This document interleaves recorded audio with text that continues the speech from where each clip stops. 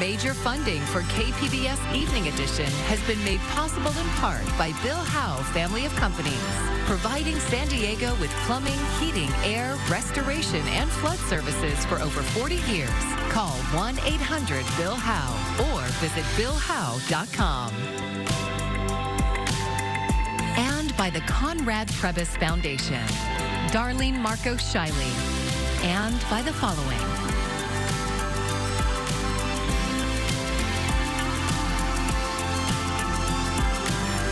And by viewers like you. Thank you.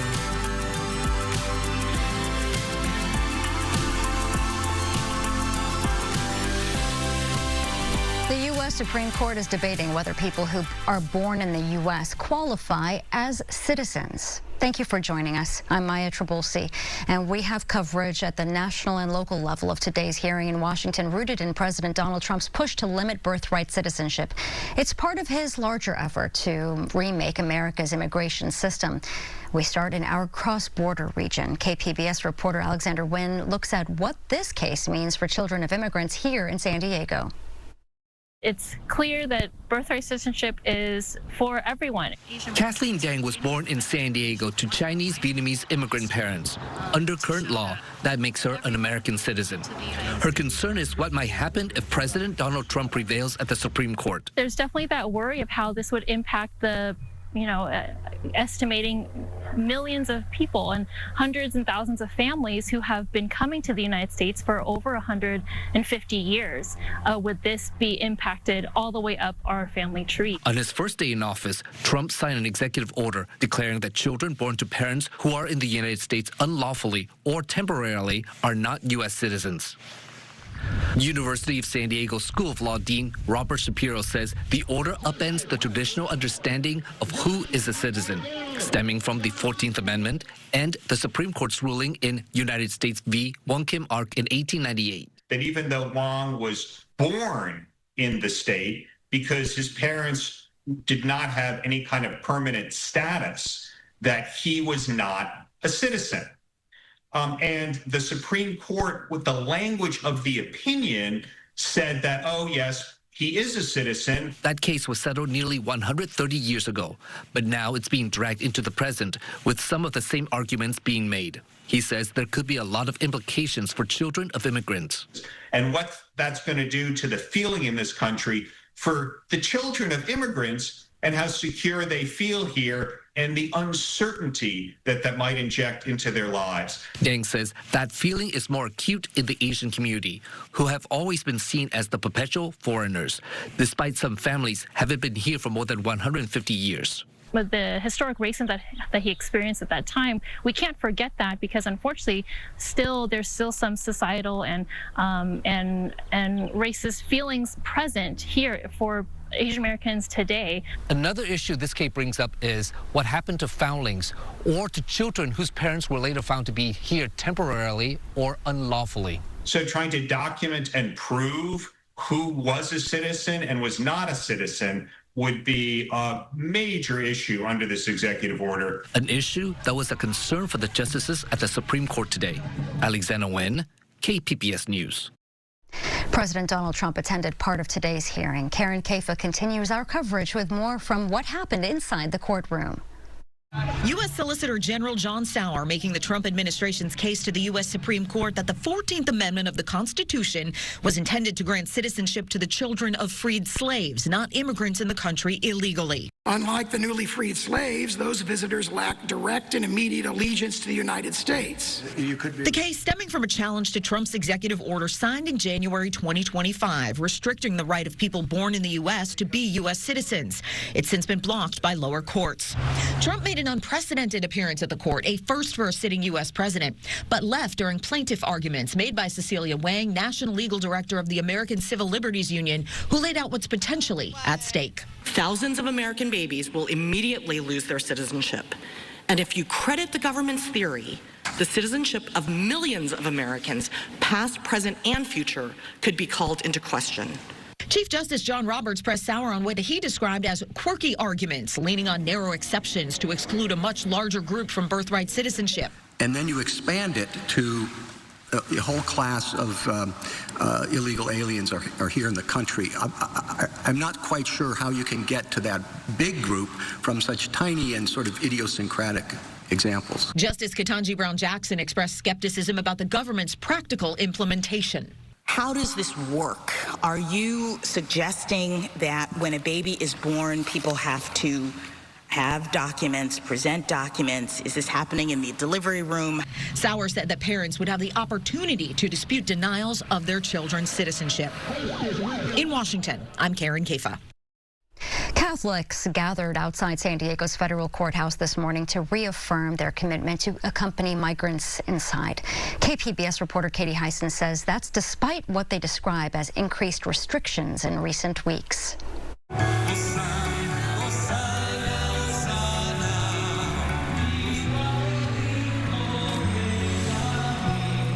San Diego's federal courthouse towered over the dozens gathered outside. They laid palm branches down the path migrants would walk inside. It's a Holy Week reenactment of how Jesus was welcomed into Jerusalem, where he faced trial before being crucified. Just extremely frustrated and angry with the policies of immigration coming down from this administration. And I had to take a stand. Sister Francina Vivir volunteers accompanying migrants to their immigration hearings and interviews. She says many migrants come alone, without legal representation or family. Often, they speak limited English. She says going in with them to the courtroom didn't used to be an issue with staff. It's supposed to be open to the public. So in August, I would go up and I would tell them that I was here to observe, just to sit in the back court. And it was very easily done. But she says restrictions have tightened in recent weeks. She's asked to wait outside the courtroom, sometimes for half an hour. And on the second floor, where interviews and detentions take place, they've put up a sign there that says no loitering. Again, 2 weeks ago, I was asked to leave. And if I didn't, I would be escorted out by federal police. She says one volunteer received a citation for standing and praying for migrants. This morning, Bishop Michael Pham reaffirmed the church's commitment to continue coming anyway. We are not going away. We are not afraid. The Executive Office for Immigration Review didn't immediately answer KPBS's questions about these restrictions. Katie Hyson, KPBS News. We have heard accounts of people arrested while showing up to federal court for green card hearings, and that's something a mom from Sacramento experienced firsthand. As Andres Valle reports, she's back in California after being deported. There's nothing that I didn't miss more than my daughter. Emotions still raw for Maria de Jesus Estrada Juarez, the Sacramento mother speaking out for the very first time since being deported to Mexico. This has been one of the most painful experiences of my life. Maria was detained during a scheduled green card appointment and was deported February 19th. Her daughter says she's lived in the U.S. since she was 15 years old and is a DACA recipient navigating the immigration process. She has built her life here with honesty and hard work. But instead of coming home, she was detained and deported in less than a day. We didn't get to say goodbye.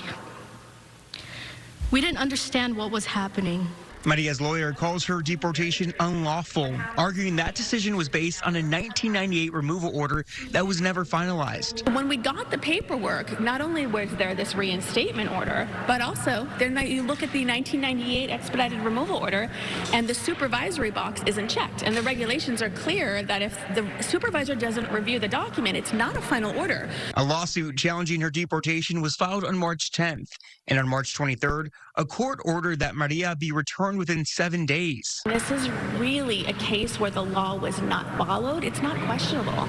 That's what's so frustrating about this whole thing is that DACA was there to provide a sense of security for people who came here as children so that they could work and raise families. And while Maria is back home with her daughter, she says being separated from her has taken a toll. You can enjoy life when the most important part of your life is not there. Now she's vowing to fight for those in similar situations. What happened to me It should not happen to anyone. I am home now. And I will use my voice to make sure others are not silenced or taken away the way I did. And that was Andres Valle reporting. CalFresh benefits are now at risk for thousands of people who rely on food assistance in San Diego County. Starting today, non-citizens are no longer eligible for the program. New federal rules call for a phased rollout. Current recipients will still be able to use their CalFresh cards, but they won't be allowed to recertify. Local food banks say they expect to see increased demand as a result. This is really potentially devastating for people who live on low incomes, you know, have relied on those benefits, need those benefits, and now all of a sudden are, you know, not going to have them and are going to have to fall into that nonprofit social safety net because the government's no longer going to be providing those benefits for them. The new rules also apply to refugees and asylum seekers. San Diego County estimates 13,000 people will be affected locally. I'm Ariella Scalise, and we begin to dry out and clear out tonight as temperatures cool back down to the lower 60s. Coming up, we've got some wind and some warmer weather. We'll take a closer look at how the weekend is shaping up. A successful launch today for NASA in Florida as a crew of 4 astronauts begin their mission to the moon. 10, 9, 8, 7, RS-25 engines lit. 4, 3, 2, 1, booster ignition, and liftoff. The crew of Artemis 2 now bound for the moon. The Artemis 2 mission is the first of its kind in more than 50 years. The crew will fly near the moon, gathering information that will be critical for a future moon landing. San Diego will play a role at the end of the 10-day mission with a splashdown in the Pacific Ocean off of our coast. A crew from Naval Base San Diego will participate in the recovery, and you can bet we'll be covering that part of the story in the days ahead. 2 San Diego middle schoolers have won first place in a C-SPAN competition for documentary filmmaking. KPBS Penner Fellow Emmy Burris talked to the winners about their focus on the Declaration of Independence and No King's Day protests. Harper Hayden and Helena de la Huse are 8th graders at Correa Middle School. Their first place documentary focuses on connections between today's No King's Day protests and the country's founding. Show me what democracy looks like! If you think about it, the Declaration of Independence was a no kings movement in and of itself because it was the American colonists saying that they wanted to cut their ties with Britain and that they didn't want to be ruled by a monarchy. The two spent months interviewing, finding footage, and editing. They talked to local officials and advocates. I just had a completely different new perspective after listening to what they had to say about what's going on in our community. And it really inspired me to go out and just live in the world, just educate myself as much as possible. Interviewees throughout the documentary emphasize the importance of exercising First Amendment rights. Both students hope it will show people they can do the same and make a difference. I think expressing our First Amendment rights is probably the most American thing we can do. Hayden and De La Huse made their documentary in a class at Correa Middle, taught by Stacy Tinsley and Carrie Clark. Clark said they center a project around the annual competition if the topic is relevant to what they're teaching that year. They're our future leaders, so they just need to know that they have a voice, and that it matters. This is Hayden and De La Huse's second year entering the competition. Last year, they received second place for their film about fentanyl in the U.S.-Mexico border. Now, they both developed a love of filmmaking that they hope to pursue. Emmy Burris, KPBS News. And this story is part of KPBS's continuing history coverage ahead of the 250th anniversary of the United States this July 4th. The students' documentary titled "This Is What Democracy Looks Like" will air on C-SPAN April 17th. I'm Amna Nawaz. Tonight on the NewsHour, President Trump gives a primetime address on the war with Iran. That's coming up at 7 after Evening Edition on KPBS.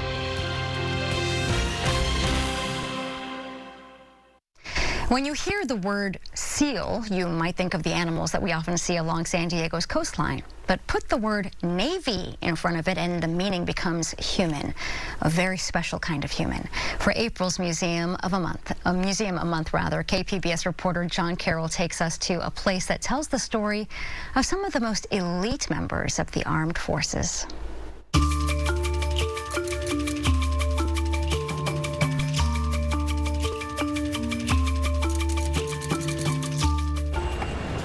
Across the street from downtown's Santa Fe Depot is a 10,000 square foot building that provides its own kind of transportation.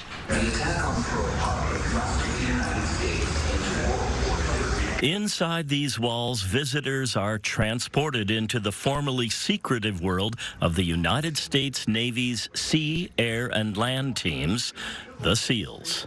The museum's job is to present facts, and not opinions, but facts. Brian Drexler is the executive director of the Navy SEAL Museum, San Diego.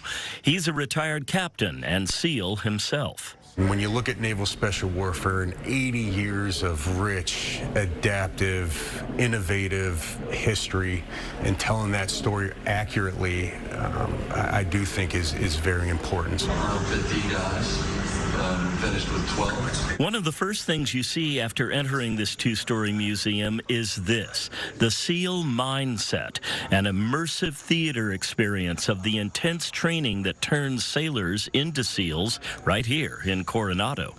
Drexler says on average about 1 in 5 that try out to become a SEAL actually make it. Right now it's 70 weeks just to get a SEAL trident. Then you do an 18-month training cycle, so 2.5 years of training before your first deployment. As you wind your way through the first floor, you come to this, a reminder that the nature of being a SEAL can easily come down to life and death. This interactive memorial wall lets you see and read the stories of those who made the ultimate sacrifice. We're trying to do things in a blended format, so there's written word, there's artifacts.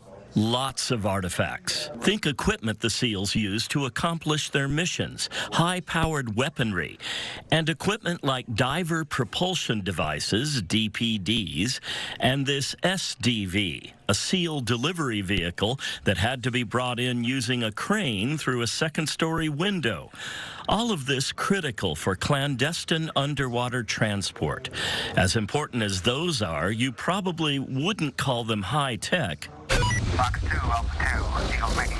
But this is about as high-tech as it gets, a virtual reality mission where you sit in what's called a 4D chair to experience what it's like being a SEAL on a secret mission.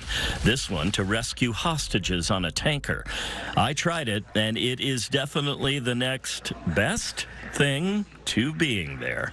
We're getting fantastic feedback. The museum has only been open since October of last year, but Drexler says so far, so good. He says from active duty to veterans to just everyday folks, people are loving what they see here. He says part of what makes the experience of this place so special is the volunteers that interact with visitors. You got parents that love bringing their children here. They talk to our docents. Most of them are former SEALs and former SWCC with vast experience, and they can tell them about the teamwork, the discipline, and what it takes to be a part of this great community. The SWCC, or SWCC, Drexler mentioned there, is Special Warfare Combatant Craft Crewmen, the companion organization to the SEALs. The groups trace their origins back to the 1940s with specially organized maritime commando units during World War II. That's when, in 1943, Pacific underwater demolition teams were established in Oahu, Hawaii, 2 years after the attack on Pearl Harbor. The museum takes you through the evolution of the SEALs since then, including highly publicized moments like the killing of Osama bin Laden in May of 2011. As you walk through these halls and you see men that have made such great sacrifices. During your visit here, an overarching theme becomes apparent: service above self. Drexler calls it the story of common people with an uncommon desire to serve. you have to want it for the right reasons. So I think it's that desire to serve, that commitment to the team, and the desire to be part of something bigger than yourself is absolutely required to be in this organization. Drexler and his staff are more than happy to share the process of applying for service in the SEALs, but the goal for visitors when they leave is inspiration to serve. You hear about that from those who've been there. As you walk through these halls and you see men that have made such great sacrifices.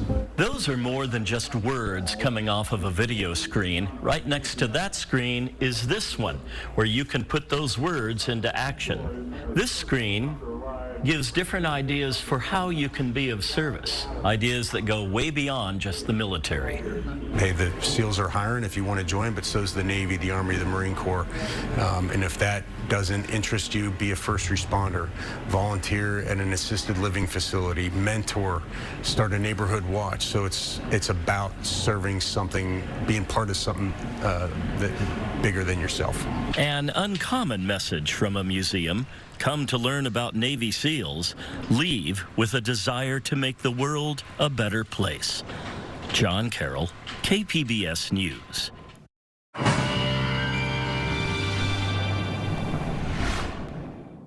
Let's take a look at those headlines because we are tracking some changes after what's been a cooler, wetter start to the week. We're going to end things a little warmer and drier, but still tracking at least some cool and windier conditions through Thursday as we warm up and dry out Friday through the weekend. And then even peeking ahead into early next week, it does look to be slightly cooler than what the weekend's going to feature and kind of calmer compared to the recent gustier conditions that we've had. All right, as we go into tonight, temperatures will drop back down into the 50s, 40s, so some cooler conditions. Mount Laguna, Borrego Springs, San Diego down to about 62, Oceanside 56, and Chula Vista down to 58 degrees. So a nice night as we clear out a little bit here, and then as we head into the day tomorrow, we're kind of back to business as usual. Temperatures into the upper 60s, maybe running a few degrees still below the historical average. 77 in Borrego Springs and 51 in Mount Laguna. All right, the wind is going to be impactful at times. You can see several counties here included in the wind advisory, which does continue until 11 p.m. on Thursday. Winds will be out of the west anywhere from about 25 to 30 miles per hour, even 35, with gusts up to 50 miles per hour. That's strong enough to bring down limbs, maybe even a few power outages, and certainly areas of blowing dust, and can be really difficult for travel with those kind of wind gusts, especially for high-profile vehicles. So something to consider here as you head into the weekend. The warmth builds. Our ridge continues to build. That's going to bring temperatures anywhere from 5 to even 15 degrees above the historical average. So let's see how that shapes up for the coast. That means we are back into the mid-70s Friday and Saturday, and then slightly cooler Sunday into Monday. We take you inland where we'll be into the 80s for at least 3 days in a row, Friday through the weekend, before temperatures drop off on Monday. And we'll stay cooler for the next several days across the mountain locations, but back to the 60s by early next week. And we approach the upper 80s to near 90s on Sunday across desert locations. For KPBS News, I'm Ariella Scalise. The California Department of Water Resources attempted to conduct a snow survey today, but there was no measurable snow left. Officials say a record hot, dry March wiped out the Sierra Nevada snowpack months ahead of schedule. Today's results are the second lowest April measurement on record for Phillips Station because there was still some visible snow on the ground. Warmer weather is expected in the coming days, and high temperatures are always a concern for firefighters. As Joy Benedict shows us, one fire department in Southern California is testing sound technology as a potential tool. Sound the alarm. There is a new way to fight fire, as this demonstration shows the flames seem to vanish into the air. That's really intriguing. Firefighter Ryan Beckers was there when a technology company tested out its newest firefighting system for the San Bernardino County Fire Department. They set trees on fire, even grease. But this hose doesn't shoot out water. It shoots out sound waves. They use infrared technology to detect flames, and that sets off a trigger to start the sound waves. It's a product by Sonic Fire Tech, which, although sounds like science fiction, is really just science. We vibrate the oxygen at a rate where fire can't consume it, and it breaks the chemical reaction. Remington Hotchkiss is the company's chief commercialization officer. He says all fires need oxygen to burn, but removing it completely can be dangerous. Their technology just breaks it up. We use infrasound, which are sound waves that are inaudible to the human ear. Right now, the technology is starting small, with systems being built inside homes to replace sprinkler systems. A water sprinkler system is highly ineffective at putting out a grease fire. It actually spreads the fire and makes it worse. But yet we're mandated to have sprinklers above our kitchen stoves. And so our system was shown to suppress the fire, prevent the ignition from occurring with an autonomous detection device.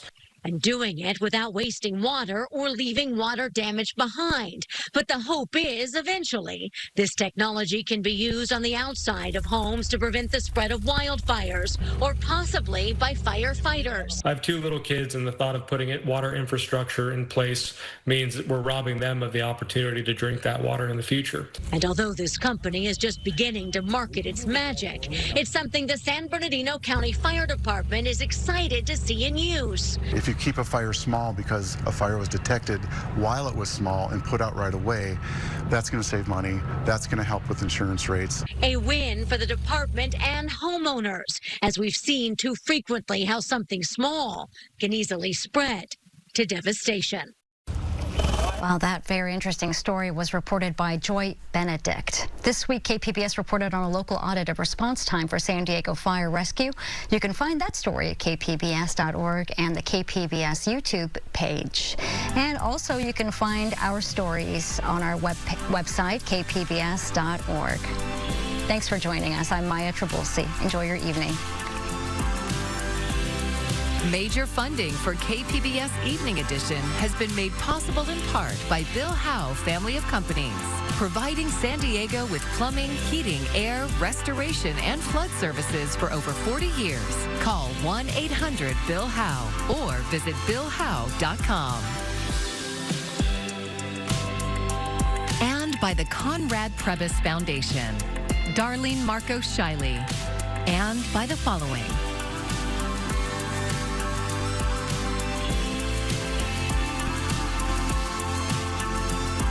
By viewers like you. Thank you.